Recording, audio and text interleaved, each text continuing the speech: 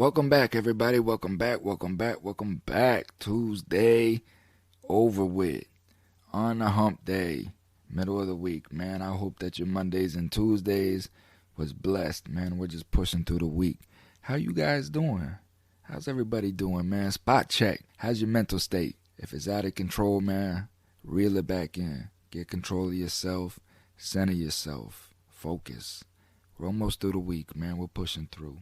So first and foremost, let me say thank you to all my subscribers, all my listeners for tuning in. Today is a continuation of the state's case that they're laying out. But before we get into that, I want to just give you a quick update of what's going on in the next couple of days because I got some good news. It's going to be hard for me to put a show out tomorrow or Thursday or Friday, these next 3 days coming up, because I am going to the ATL. Spot check, ATL. What's up? Holla at your boy when I get there, man. Coming up to ATL to be on the set of a show called Terror Lake Drive. Now, you know me, if you know me by now. If you don't know, now you do know. I'm not a TV watcher, so I know nothing about this show.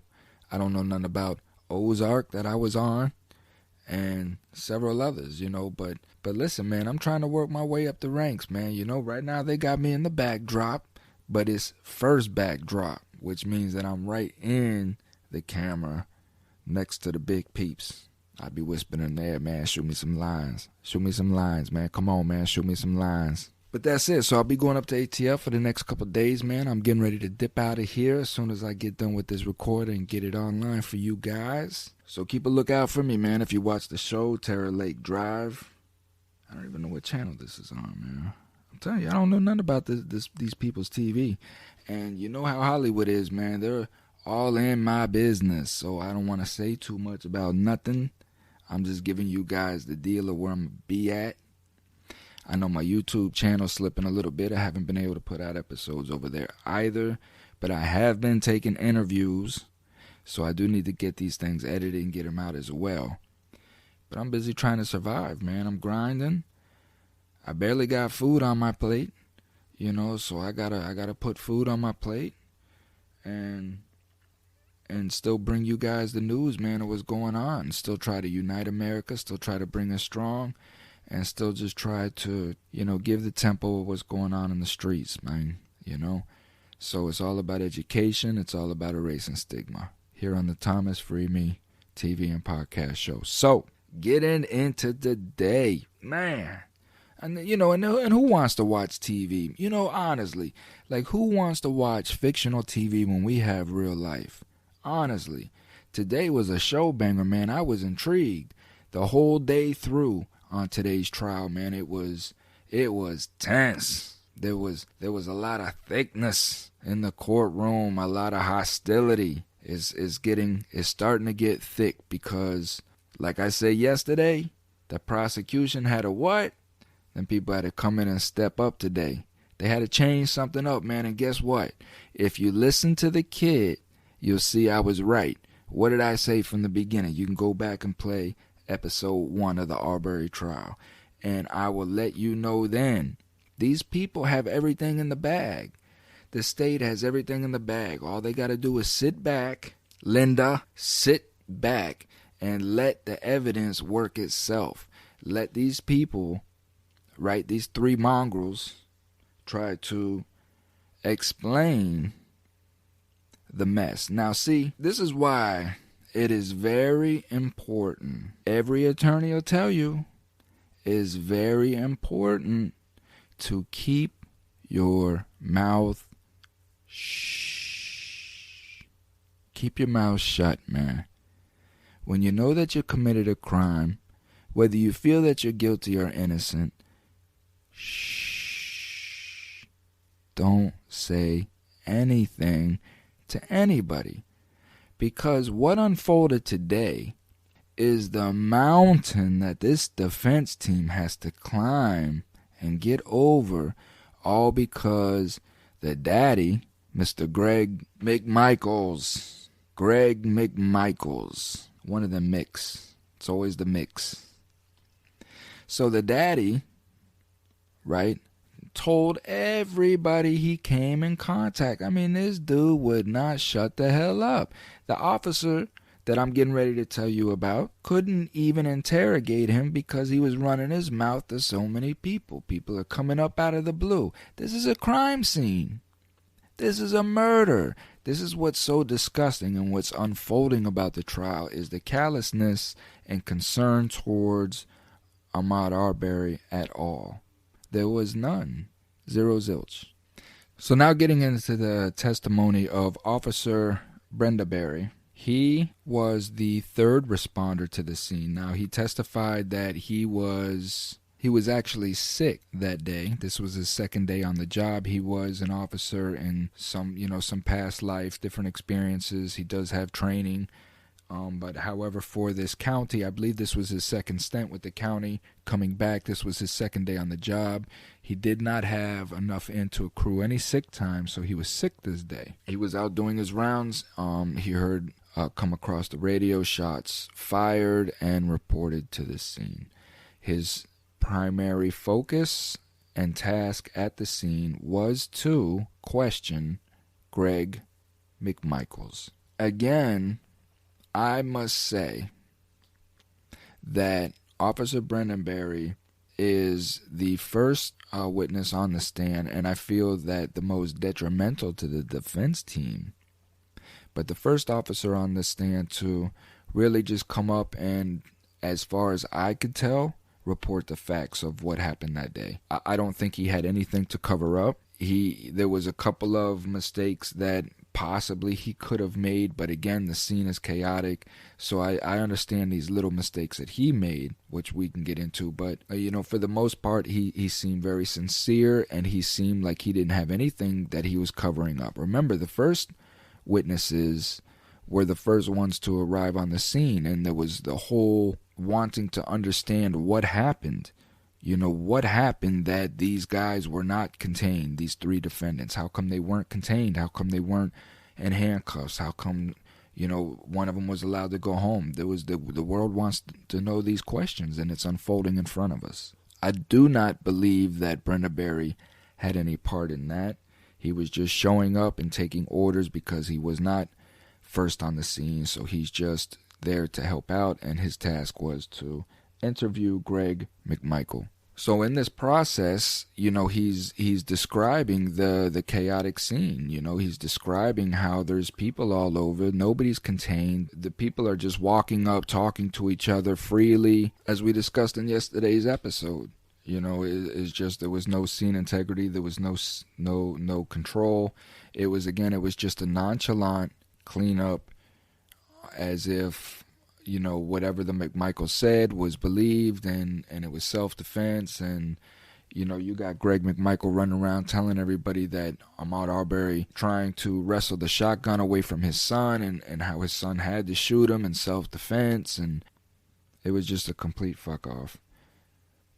And again, as I keep saying, for just because he can't say it, but there was just no care or concern for this man, not even to hold his hand as he laid there dying. There just wasn't, and at one moment you had Greg McMichael as he's talking to a neighbor. So you have this neighbor that walked up that had concern. Okay, this is while the interrogation is going on between Officer Brenda Berry and Greg McMichael. He's still trying to get a statement from him. He reported Greg McMichael as very animated, very amped up, hyper, and that testimony, and within that testimony, it was, a neighbor that walked up, and he was actually showing concern that this person that was now deceased in the road may have been somebody that lived on the corner.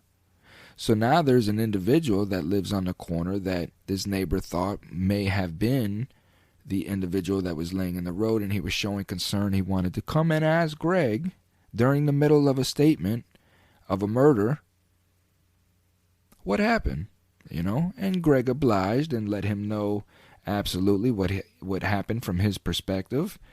And the neighbors showed concern that it was a gentleman from down the road that had a little shuffle. And Greg acknowledged this gentleman by saying, oh, the guy with the shuffle. No, that wasn't him. This asshole is the one that was, this is the asshole we were looking for. Something to that effect. But he responded by calling Mr. Ahmaud Arbery, which is now deceased, an asshole, while his body is, as testified at court, laying approximately 30 feet away. These are the individuals that we're dealing with, these three redneck, ignorant mongrels.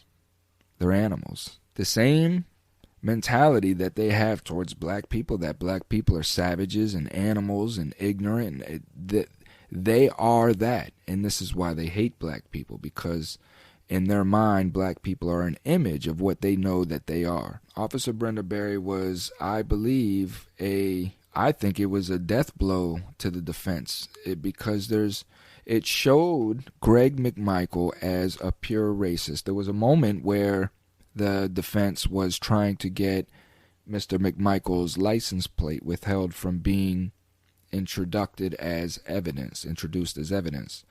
Because, of course, the man's license plate is what? A Confederate flag, of course, right? But they don't want that seen. They don't want the jury to see that he has a Confederate flag on the front of his truck. Why?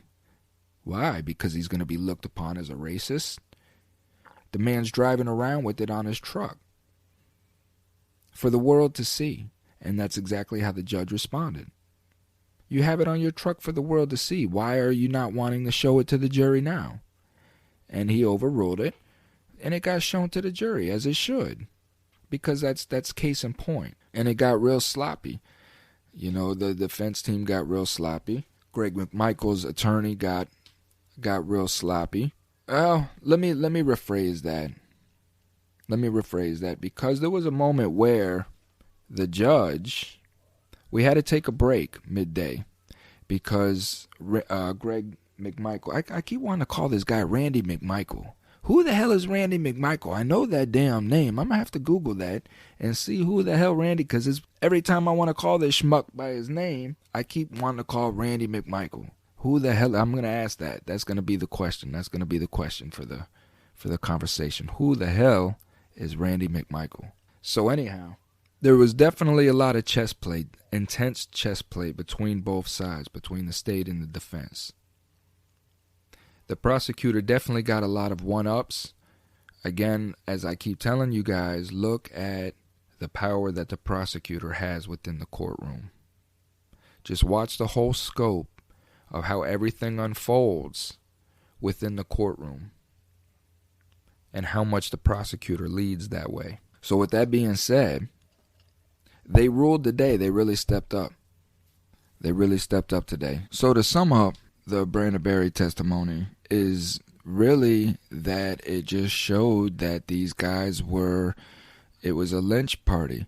You know, Greg McMichael displayed his racism over and over again in the callous way of his display towards the incident that happened, his lack of any empathy whatsoever for the deceased, the fact that there was no proof whatsoever. There was never any inclination towards a citizen arrest. There was nothing that what they're trying to claim now as a defense was established through the testimony of this officer here. If anything, the officer showed completely opposite. You know, that these guys were just amped up. They were worked up. There were what they suspected break-ins and things that were missing, and it's possible that items were missing. I'm sure that there was, but there was no conclusive evidence whatsoever to point to the fact that Arbery was involved in any of these crimes. So yeah, the testimony of this officer was pretty much the nail in the coffin, in my opinion, for the defense. I don't see how they're going to overcome. I get the defense, you know, the fact that how it's playing out is the defense is really just trying to show the fact that it didn't even matter if Ahmaud Arbery was the one that was breaking into the homes or whatever. They're just trying to show the fact that this is the mindset that these people were on. That they were on the fact that they were protecting their property. There was break-ins. This kid was apparently kept showing himself up, up and down these blocks. They had the surveillance footage of them. But again, this is the defense. This is what these attorneys are trying to portray, and the story they're trying to lay out is that it was just a presumption, speculation, right? The state keeps getting up, showing the fact that behind it, but then what the defense gets up to defend against that isn't that what a suspect is? These people are suspected of doing something. So when somebody's suspected of doing something, when you suspect somebody of robbery, of burglary, of murder, there are reasons why these people are suspects. Again, it was never even mentioned. It was never by either of the three defendants. It was never mentioned. It was never brought up to any of the officers. It was never yelled at to Arbery. There was never any mention of stop, citizen's arrest. No, it was stop or I'll shoot you. Stop or I'll blow your fucking head off. And that's supposed to make a black man in the middle of a white neighborhood stop and be questioned. So again, there's not a doubt in my mind that they were in that state of mind, that there was break-ins around the house, in the neighborhood, things of that nature. They wanted to catch them. They wanted to find out who it was, teach them a lesson about stealing, things of that nature. But again, it could have been any black person. Any black person that would have happened along those roads, that street, in that particular day was going to get, because these people have been working themselves up for weeks. If you listen to their stories about the break-ins and all of this stuff, and they've been watching this kid on the video. They say that in one of the videos where he's walking through the abandoned house that he, reached into his pants for a gun, but all he was doing, clear as day, was grabbing his crotch, as he was walking. And these are the speculative reasons why they killed him. They murdered him. So this is what the defense is trying to do, and it's just not working. It's impossible because, one, Greg McMichael ran his mouth so much and said so many things that it makes it almost impossible. So the next witness that we had on the stand was Detective Marcy, and he was the lead detective in the case. And again, it was this was a debacle, man. It started getting towards the end of the day. There was a lot of pauses. There was a lot of standing around, waiting on technical issues. The jurors started losing interest, started, going to sleep. Some of them, lady was caught napping and the such. Some was going to the bathroom extraordinarily, long and such. So it was a long, grueling day. It was a long, grueling day for everybody. And then, this Detective Marcy, they had this guy on the stand all day. Then we had to take another recess because, come to find out, Detective Marcy let the court know that the transcripts were incorrect. The wordings of what was said was correct, but who was doing the interview was not correct. So therefore they were questioning Marcy about incidents that he had no knowledge of. He was just reading from the script. And then he notified the court, like, hey, this isn't me, this is another guy, the transcripts are wrong. So of course that turned into a battle of wits of who missed it.